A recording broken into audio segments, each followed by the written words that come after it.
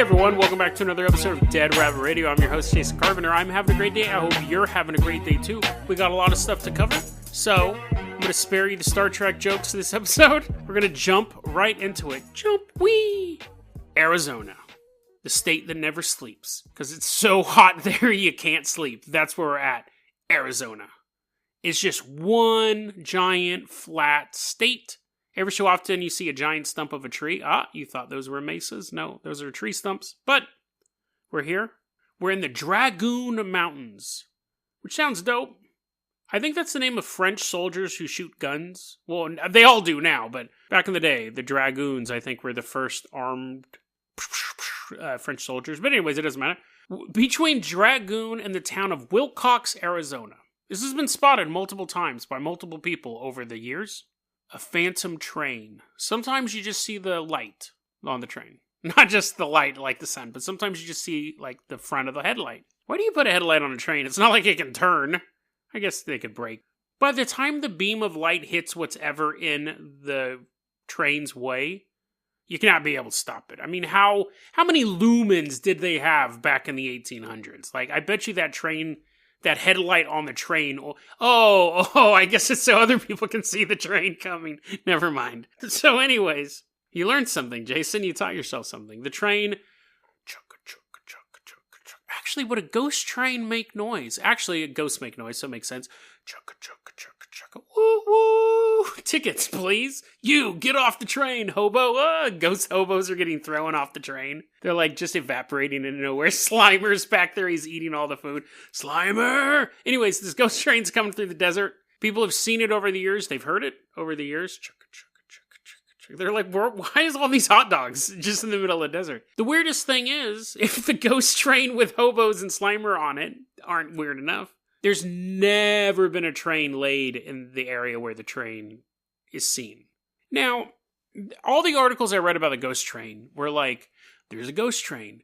People have seen it and heard it for years. But here's the weird part.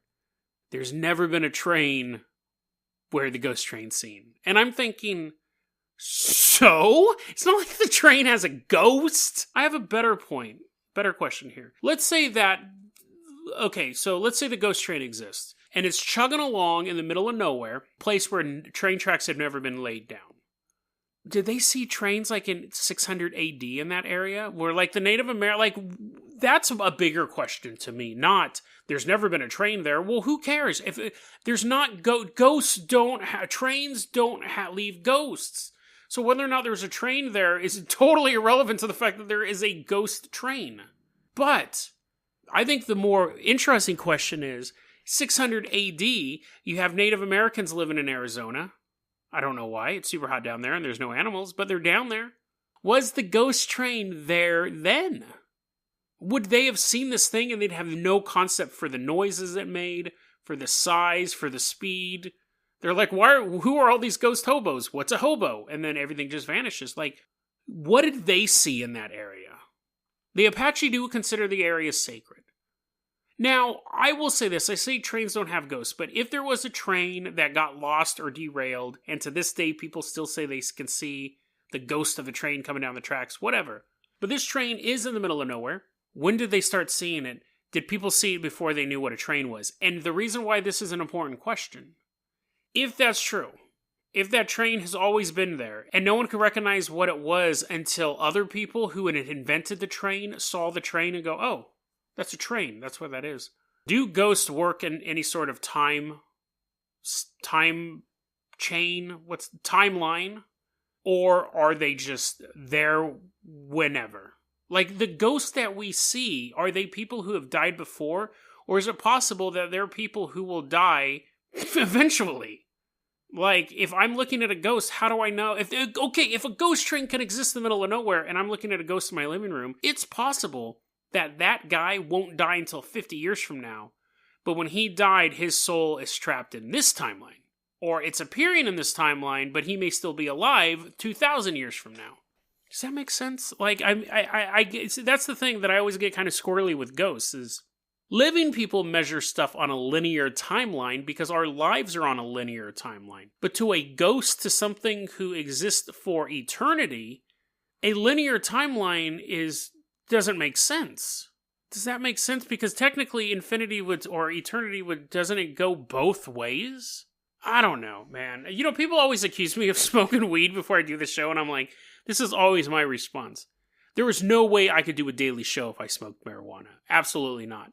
I think I'm just perma-stoned, because I did spend a lot of time in my 20s partying, and my brain just can't stop working sometimes. Ghost train, what are the serious ramifications for... Don't do drugs, kids, by the way. Ghost trains, what would be the serious ramifications if the... Oh my god, it's blowing my mind. If the train was never there, but there's a ghost of a train, if we accept those two things as facts, then you also have to extrapolate that to say that every ghost, or a good likely amount of ghosts that we see, are not tied to that physical location. Our linear timeline is looking at a ghost and saying, I know Mary Queen of Scots died here, therefore that ghost looks like Mary Queen of Scots. However, that ghost could be a cosplayer from 80 years in the future who died wearing her Mary Queen of Scots uniform. Bam, dude. I just answered every ghost sighting ever. You can thank me later. Don't do drugs, kids. Okay, so let's go ahead and move on to our next story. That was a clip from our daily podcast, Dead Rabbit Radio. Dead Rabbit Radio is available anywhere that you listen to podcasts. It's daily paranormal, conspiracy, and true crime news. If you want to hear the full episode that this clip came from, check the link below. Please like and subscribe. And hit that little bell, too. That does some magical stuff. Thanks, guys.